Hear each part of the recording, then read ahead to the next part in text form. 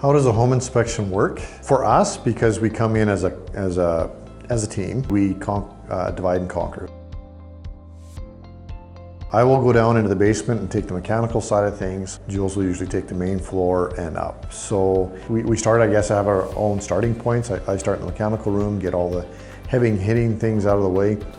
Yeah, I usually start in the kitchen just because that's usually the busiest area in a home, whether it's during a home inspection or anything. That's where everybody's going to gather, so I try and get the kitchen done quickly so that the client can be there with the realtor.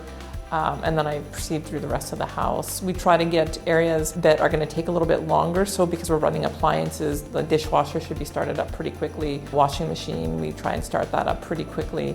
And that way if there's flooding, or any leaking from that, we can deal with it pretty quickly. And we don't want to leave those appliances running when we're not there anyway. And then we end, after we've gone through the entire home, I end up in the attic. Cam is going around the home with the thermal camera because then he can pick up any leaks that might have occurred during the process of running all the plumbing, and I'm checking to see what's hiding up in the attic.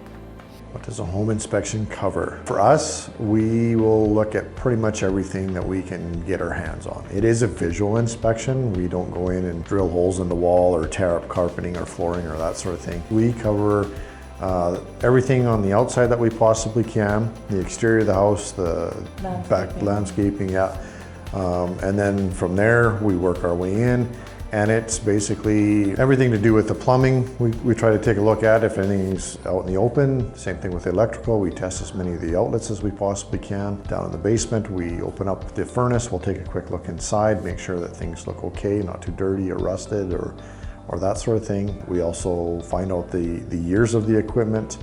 The electrical panel we open up and take a quick look inside. So as much as we can get our hands on and take a look at things, that's what we try to do. We actually tell clients that our goal in that hour and a half to 2 hours is we're trying to live in the house harder than they ever will. So we'll have multiple things running at the same time, washers, dishwashers, showers, all of this is running to see if we're overloading anything or if we've got loss of volume. We've got all the lights on, ceiling fans, we've got, again, appliances running just to see if we're going to overload a system in any way, shape, or form, so that if there's any type of failure that can be found, it occurs when we're there in a controlled environment versus when they're there and maybe won't know how to react to it. What do home inspectors look for? We're actually looking for deficiencies in the home. Basically, we're spending a couple of hours trying to get to know the home and also live in the home harder than any client ever will.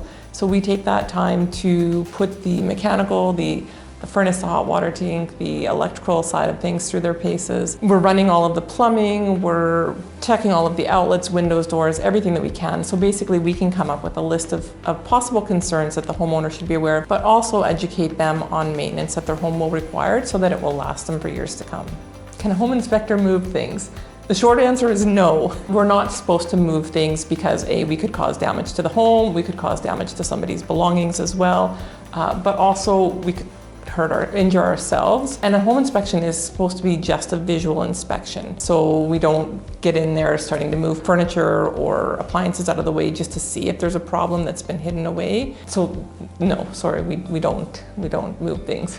How long should a good home inspection take? Approximately 2 hours. For us, though, we come in pairs. So you're not just getting one set of eyes, you're getting 2 sets of eyes. We divide and conquer the home, and this way you're getting a thorough assessment of everything, literally inside and out, from the ground right up to the rooftop. And by the end of that 1.5 to 2 hours, you should have a pretty good idea of anything that's going on in that home, and again, a list of all the things that you need to address. What comes out of a successful home inspection? Happy clients. For us, if we have gone through the inspection, we've been able to explain everything, we've educated the clients, and they're happy at the end, and they seem very satisfied with the work that we've completed for them, then, and the realtor is smiling as well, then we know that we've completed a successful home inspection. You know what? A run-of-the-mill, for the most part, it is successful inspections. We haven't had too many unhappy or problematic inspections. So for the run-of-the-mill, for the most part, it's pretty average. That everybody's happy at the end. There weren't any surprises, and maybe that's the answer is that there's no big surprises that people weren't expecting.